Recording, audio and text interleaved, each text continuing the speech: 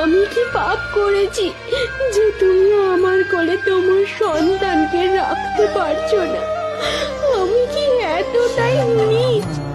আমার মরণ ছাড়া আর গতি নেই মা। তিলে তিলে আমার সংসারটা নষ্ট হয়ে পড়েছে মা। মুক্তি দাও মা। একটি আলোর ঝলকানি সৃষ্টি হয় আর স্বয়ং মা কালী সেখানে আসেন। ও পার্বতী, দেখ আমি এসেছি। ওঠ, ওঠ। মা, তুমি আমার ঘরে এসেছো মা। আমার মুক্তি দাও। ওরে পাগলি মেয়ে, ভেঙে পড়িস না। আমি তোকে একটা চারা গাছ দিচ্ছি,